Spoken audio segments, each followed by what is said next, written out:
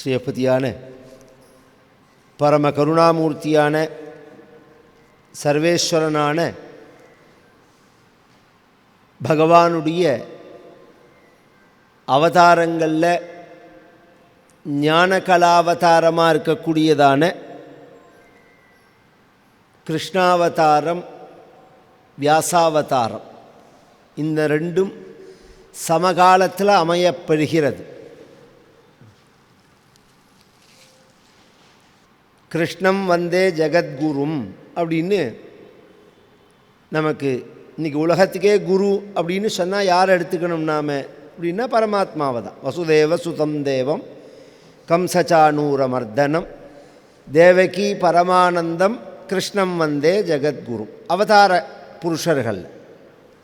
அது மாதிரி அவதார புருஷர்களில் சகல சாஸ்திரத்தையும் நமக்கு தொகுத்து காப்பாற்றி அதை இன்னும் எளிமையாக நமக்கு புரிகிற மாதிரி விவரணமாக இதிகாச புராணங்களை பண்ணி நமக்கு கொடுத்ததான ஒரு சிரேஷ்டமான ஒரு அவதாரம் வியாசாவதாரம் அப்படிங்கிறது. பகவான் தர்மத்தை ஸ்தாபிப்பதற்காக அவதாரம் பண்ணுகிறேன்னு பகவான் சொல்கிறான். யதா யதாகி தர்மஸ்ய க்ளானிர்பவதி பாரத அபியுத்தானம தர்மஸ்ய ததாத்மானம் சிருஜாம்யகம் அப்படின்னு. அப்படி பகவான் அவதாரம் பண்ணி செஞ்ச அந்த தர்ம சம்ஸ்தாபன விஷயம் நமக்கு இன்றைக்கி கிடைக்கிறதுக்கு காரணமாக இருக்கக்கூடியவர் வியாசர். வியாசர் இல்லைன்னா உங்களுக்கு இத்தனை இதிகாச புராணங்கள் நமக்கு கிடச்சிருக்காது. வேதங்கள் எல்லாமே ஒரு மொத்தமான ஒரு தொகுப்பாக இருந்தது, மிஸ்ரமாகி இருந்தது, மாறி மாறி அதை பிரித்து விநியஸ்தம் பண்ணி இது ருக்வேதம், இது யஜுர்வேதம், இது சாமவேதம் அப்படின்னு நமக்கு கொடுத்தவர் வியாசர். பிரம்மசூத்திரம் பண்ணினவர் வியாசர். இந்த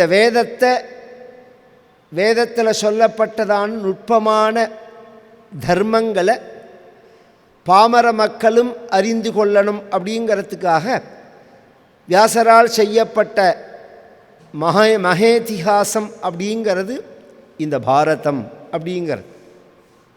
அதை பற்றி தான் நாம் இந்த உபன்யாசம் ஆரம்பிச்சிருக்கோம். இந்த பாரதத்தை பற்றி தான் நாம் பேச போகிறோம்.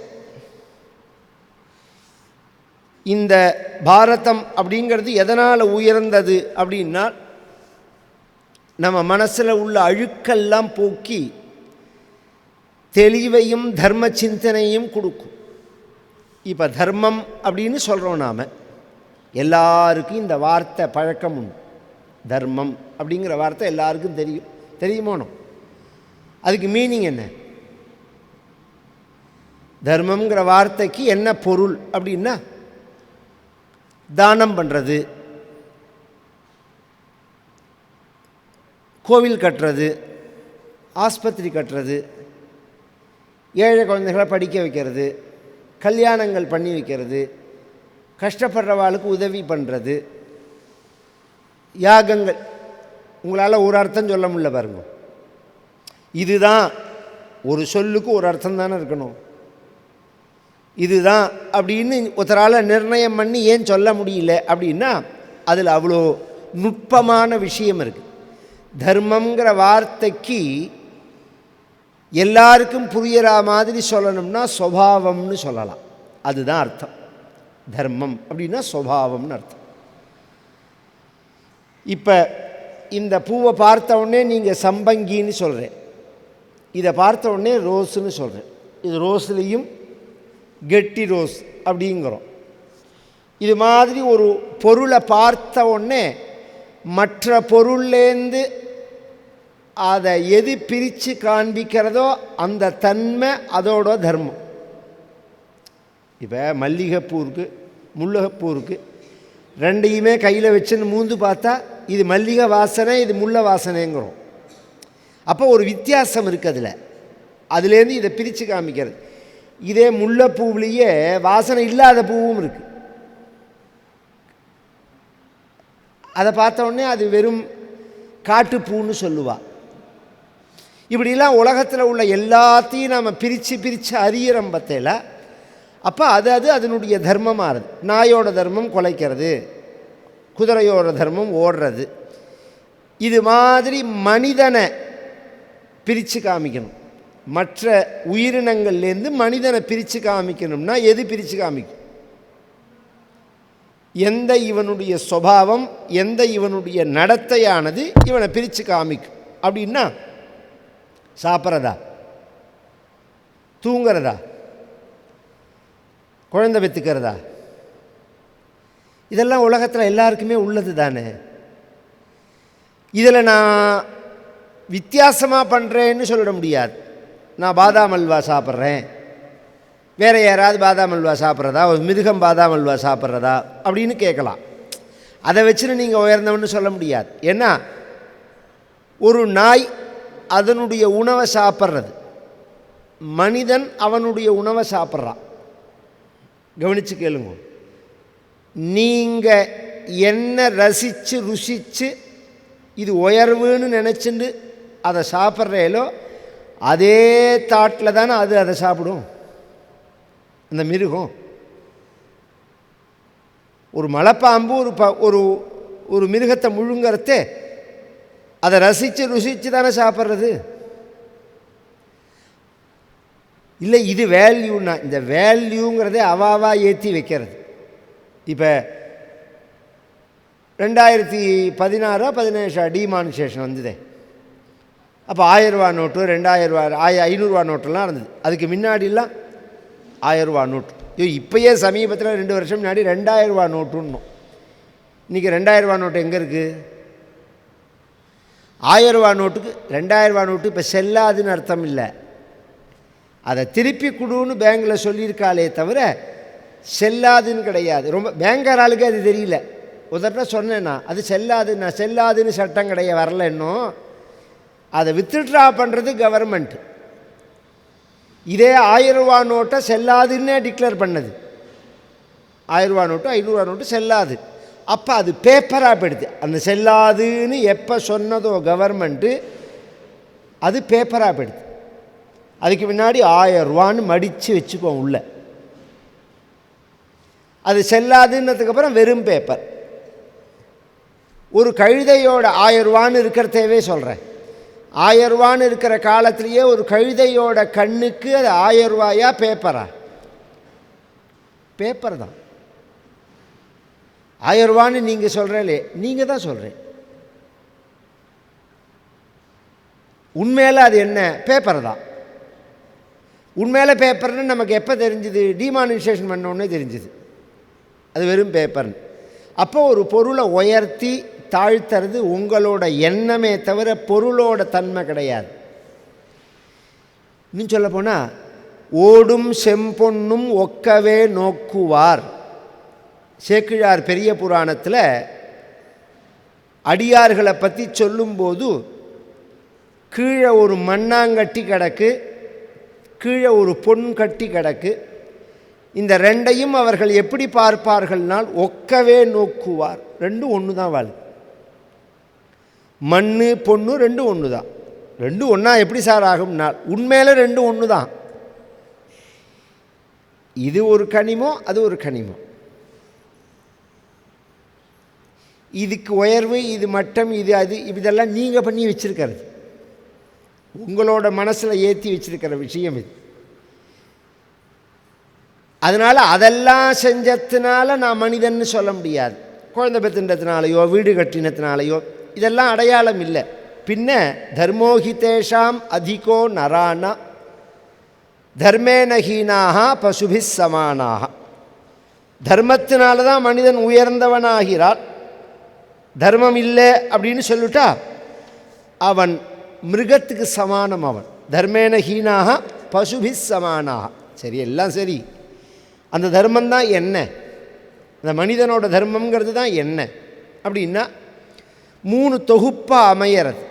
வேதம் சொல்கிறது அது. வேதந்தான் நமக்கு உபதேசிக்கிறது. சத்யான்ன பிரமதிதவ்யம், தர்மான்ன பிரமதிதவ்யம், குஷலான்ன பிரமதிதவ்யம், பூத்யேன பிரமதிதவ்யம் ஸ்வாத்யாய பிரவச்சனாபியான்ன பிரமதிதவ்யம் தேவபிதிருக்காரியாபியான்ன பிரமதிதவ்யம் மாத்ருதேவோ பவ பித்ருதேவோ பவ ஆச்சாரிய தேவோ பவ அதிதி தேவோ பவ. இது மனித தர்மம்னு பேர்.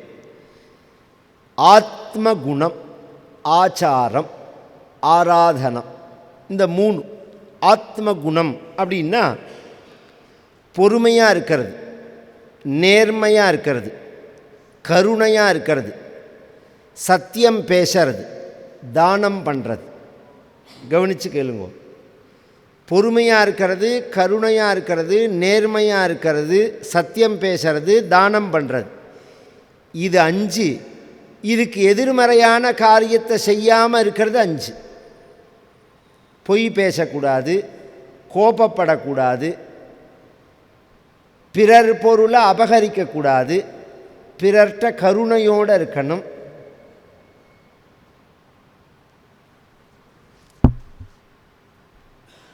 நேர்மையாக இருக்கணும்னு சொன்னேன். நேர்மை இல்லாமல் இருக்கக்கூடாது. இதுக்கு ஆத்மகுணம்னு பேர். இன்றைக்கி மனிதர்கள்ட்ட இதை தான் நாம் முக்கியமாக சொல்கிறோம். ஃபஸ்ட், இவன் மனிதன்னா இவர் ரொம்ப நல்லவர் சார், இவர் ரொம்ப நேர்மையானவர் சார் அப்படின்னு ஒருத்தரை அறிமுகப்படுத்தி வைக்கும்போது நாம் என்ன சொல்லி அறிமுகப்படுத்துகிறோம்? இதே மிருகங்கள்கிட்ட வரத்தை அப்படி சொல்கிறதில்லை. மனிதன்னா இவன் ரொம்ப நல்லவன், நேர்மையானவன், இவர் ரொம்ப பக்தி உள்ளவர், இவர் நிறையா ஈக குணம் உள்ளவர், தானங்கள்லாம் செய்வார், நித்தியம் கார்த்தால ஸ்நானம் பண்ணிட்டு விபூதி இட்டுன்னு கபாலீஸ்வரர் கற்பகாம்பாவை தரிசனம் பண்ணுவார். இதெல்லாம் மனிதனுக்கு நாம் சொல்கிற அடையாளங்கள். ஒரு ஆடை விற்கிறவன், கோழி விற்கிறவன் மார்க்கெட்டில் வந்து அதோட பெருமையை சொல்லும்போது, இது நல்ல ஆடு, சமத்தான ஆடு, கார்த்தால எழுந்தினவுடனே குளிச்சிரும், தினம் சிவங்கோவிலுக்கு போகும் அப்படின்னு சொல்லி விற்றா அந்த ஆடு விற்குமோ? அது 15 கிலோ இருக்கும், 20 கிலோ இருக்கும்னு அதோட விலையை சொன்னாதான் விற்கும். அது கணத்தை சொன்னாதான், குணத்தை சொன்னால் இல்லை. மனிதனுக்கு வரத்தே குணம் பிரதானமாக அமையிறது. இந்த குணங்கள் ஒரு தொகுப்பு. 2வது ஆச்சாரங்கிறது. அப்படின்னா கார்த்தால எழுந்துட்ட உடனே யூரின் டாய்லெட் போனால் க்ளீன் பண்ணிக்கிறது, பல்லு தேய்க்கிறது, குளிக்கிறது,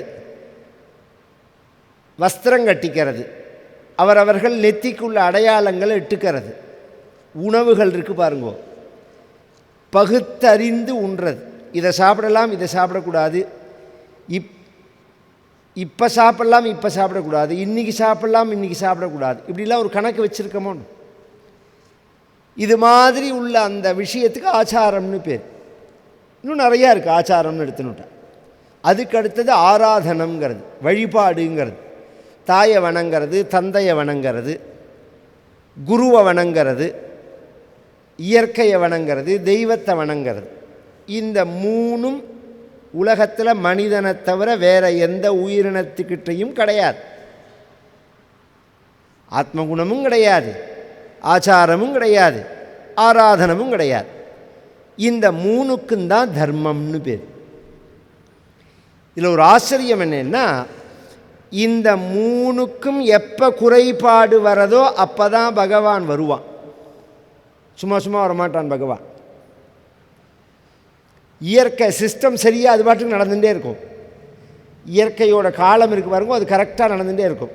இதில் ஏதாவது ஒரு குளறுபடி பண்ணி உலகத்தில் யாருமே பண்ண மாட்டா, பண்ணினா மனிதன் தான் பண்ணுவான். ஒரு மிருகங்கள்லாம் உலகத்தோட இயற்கையை டிஸ்டர்ப் பண்ணுறதே கிடையாது. அதை ஒட்டி வாழறதுங்கிறது விஷயம் இல்லை. அதால் இந்த இயற்கைக்கு உபயோகமான காரியத்தை செஞ்சுட்டு போகிறது. உபயோகமான காரியங்களை அது செய்யறது. நாம் அதை ஒட்டியும் வாழலை. அந்த இயற்கைக்கு உபயோகமாக உள்ள காரியங்களையும். இதில் ஒரு ஆச்சரியம் என்னென்னா, நம்ம வாழ வைக்கிறது இயற்கை தான். பூமியோ காற்றோ ஜலமோ இதெல்லாம் தான் நமக்கு வாழறதுக்கு ஆதாரமாக உள்ளது. நமக்கு எது வாழறதுக்கு ஆதாரமாக இருக்கோ அதையே நாம் நாசப்படுத்துகிறோம். இதில் உங்களோடத்தை மட்டும் நீங்கள் நாசப்படுத்தல, மற்ற உயிரினங்களுக்கும் அது வாழறதுக்கு ஆதாரமாக இருக்கிறத அதையும் நீங்கள் நாசப்படுத்துகிறேன். அந்த தண்ணியை கெடுக்கிறது, காற்றை கெடுக்கிறது, இது மாதிரி ஒரு காரியங்கள்லாம் வரும்போது பகவான் வருவான். இந்த 3 சொன்னேன் பாருங்கோ. இந்த 3ம் மனிதன்ட்ட நாம் பார்த்தோம்னா 3 சேர்ந்தாப்பில் இருக்காது. சில பேர் ஆத்மகுணம், ஆச்சாரம், ஆராதனம், இந்த 3 சேர்ந்தாப்பில் இருக்காது. சில பேர் ரொம்ப நல்லவாளாக இருப்பா, ஆத்மகுணம்னு பேர். ஆச்சாரங்கள்லாம் இருக்காது. சார் எனக்கு அதிலெல்லாம் நம்பிக்கை கிடையாதுன்னுருவோம். ஆச்சாரமாக இருக்கிறதுலாம் எனக்கு நம்பிக்கை கிடையாது. சில பேர் ஆச்சாரமாக இருப்பா, ரொம்ப ஆச்சாரமாக இருப்பா, ஒரே பொய் பொண சுருட்டாக இருக்கும், வாயை திறந்தா நேர்மையே இருக்காது. பார்த்தா விபூதியும் குங்குமமும் அமக்கலப்படும் ருத்ராட்சமும், நேர்மையே இருக்காது. இன்னும் சில பேரை பார்த்தோம்னா தெய்வ நம்பிக்கையோடு இருப்பா, ஆச்சாரமாக இருக்க மாட்டா. எனக்கு பக்தி இருந்தால் போதும் சார் எல்லாம் அப்படின்பா. இன்னும் சில பேர் தெய்வ நம்பிக்கையோடு இருப்பா, நல்லவனாக இருக்க மாட்டான். இப்படி கவனிச்செல்லாம் 1 இருந்தால் 2 இருக்காது, 2 இருந்தால் 1 இருக்காது, இப்படி இருக்கும். இந்த 3ம் சேர்ந்து எந்த மனிதன்ட்ட அமைய பெறுகிறதோ அவன்தான் முழுமையானவன். இந்த 3ம் சேர்ந்து அமைய பெற்றது தான் பகவானுடைய அவதாரங்கள். இந்த 3ஐயும் எப்போ அப்சல்யூட்டாக முழுமையாக நாசம் பண்ணுறதுக்கு அசுரர்கள் வரார்களோ அப்போ தான் பகவான் அவதாரம் பண்ணுறான். அவதாரம் பண்ணி அந்த அசுரர்களை நாசம் பண்ணுறான். இதுதான் தர்மம். இப்போ நான் சொன்ன அந்த சுபாவம் இருக்குது பாருங்க, இதில் எல்லா செயலும் அடங்கி இருக்கு. இந்த தர்மம் அப்படிங்கிறது தான் உயர்ந்தது. இந்த தர்மத்தை ரட்சிக்கிறதுக்காக தான் பகவான் வரான் அப்படின்னு சொல்லிட்டேன்.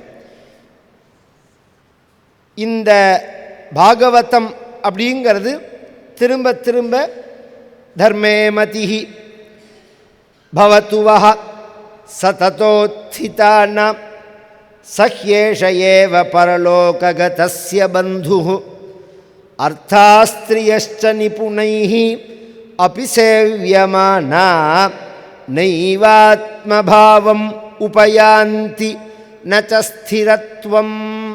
நம்ம மனசானது எப்போதும் இந்த 3 விஷயத்தில் நிற்கணும். தர்மே மதிஹி ச பவதி பவத்துவஹா, இதை விட்டு அகலக்கூடாது. சததோத்திதானா, நம்மளை கரையேற்றுற உயர்ந்தது இந்த தர்மந்தான். இங்கே மட்டும் இல்லை, சஹ்யேஷயேவ பரலோக கதஸ்ய பந்துஹு, நம்மளை கரையேற்றுறது மட்டும் இல்லை, நமக்கு பரலோகத்திலையும் இதுதான் பந்துவாக இருக்குன்னா. இதெல்லாம் இன்றைக்கி சில பேருக்கு சொன்னால் முதல்ல லோகாந்திரத்தையே நம்ப மாட்டான். வேறு லோகங்கள்லாம் இருக்கா அப்படின்னு கேட்டால் அதையே ஒருத்தர் நம்ப மாட்டான். புரியிற மாதிரி சொல்கிறேன், சாஸ்திரப்படி சொல்கிறேன். இப்போ நாம் இறந்து போய்டுறோம், திருப்பி பிறக்கிறோம், இந்த நம்பிக்கை இருக்கு. மனிதன் இறந்து மனிதனாக பிறக்கிறானா, மிருகம் இறந்து மனிதனாக பிறக்கிறதா, மனிதன் இறந்து மிருகமாக பிறக்கிறானா, என்ன நடக்கிறது? சென்சஸை பார்த்தா ஒரு குழப்பம் வருது. இதில் என்ன வருதுன்னு சொல்கிறேன் கேளுங்கோ. இந்த பரிணாம வளர்ச்சி சொல்கிறேன் பாருங்கோ, இதில் மனித பிறவிக்கு முதல் பிறவி பரியந்தம் ஃபெயிலே கிடையாது, டீப்ரமோஷன் கிடையாது. ஒரு ஜென்மாவுக்கு அடுத்தது அது அடுத்த ஜென்மா, அடுத்த ஜென்மாவுக்கு அடுத்தது அடுத்த ஜென்மான்னு இந்த பரிணாம வளர்ச்சியில் தானாகவே ப்ரமோஷன் ஆகி மேலே வந்துடும். மனித பிறவி வந்த உடனே இதுக்கு மேலே போகிறோமா, இதுக்கு கீழே போகிறோமா,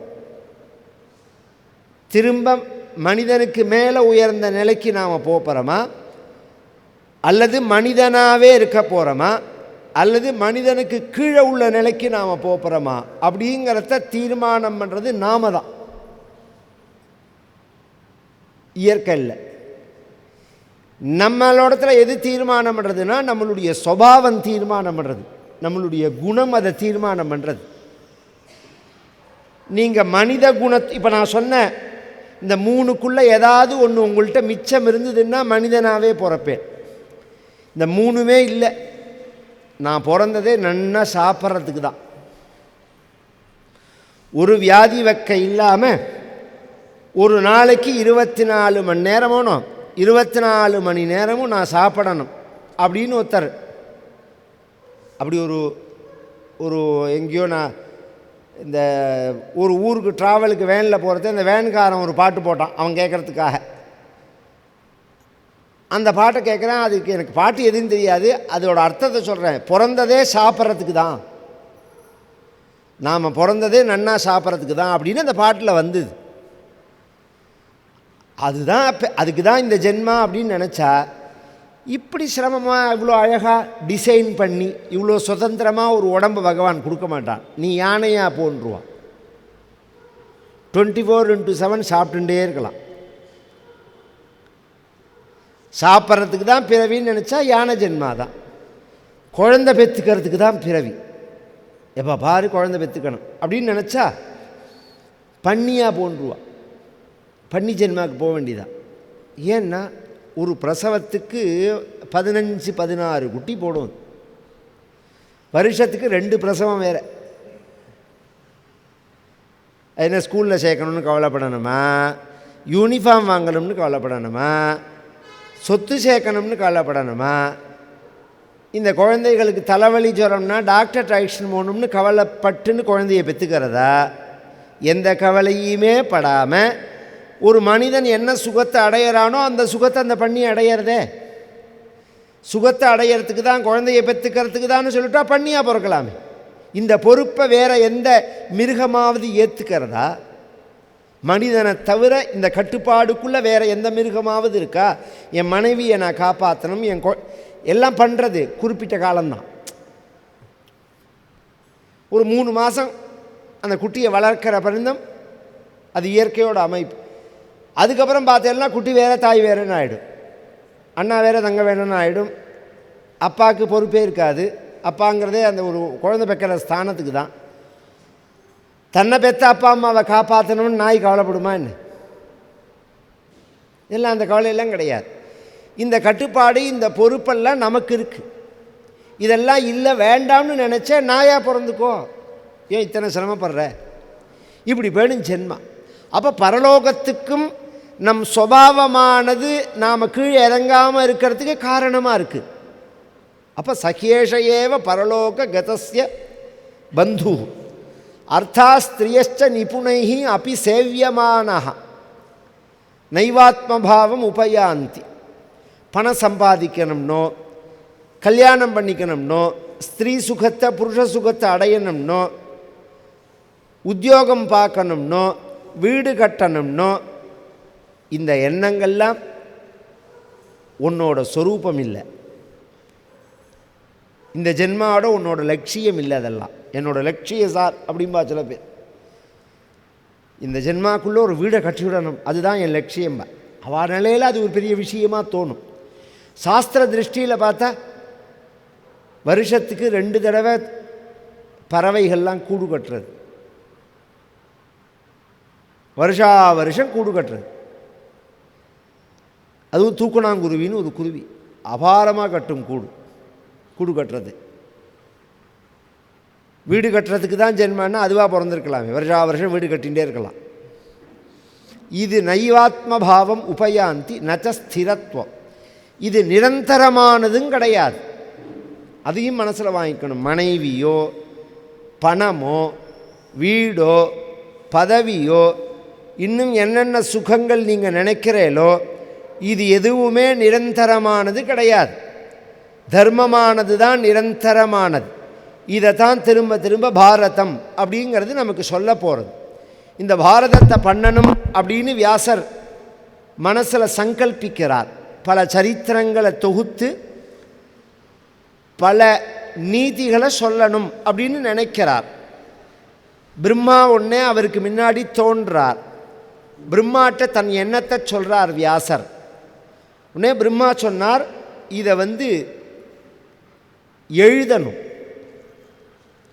இதுக்கு ஒரு லிமிட்டு வச்சுக்கக்கூடாது, லிமிட் இல்லாமல் எழுதணும். இன்னும் சொல்லப்போனால் இந்த புஸ்தகங்கள் எல்லாமே இன்னொரு விஷயத்தை சொல்கிறது நமக்கு அதை பிரமிப்பாக இருக்குது. அதை கேட்குறதே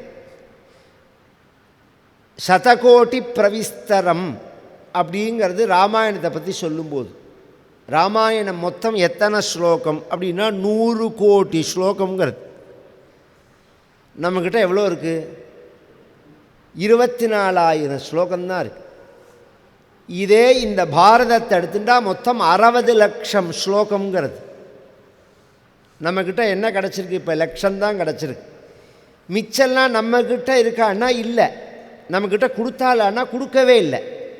பிரம்மலோகத்தில் இருக்குது, பித்ருலோகத்தில் இருக்குது, தேவலோகத்தில் இருக்குது, நாகலோகத்தில் இருக்குது.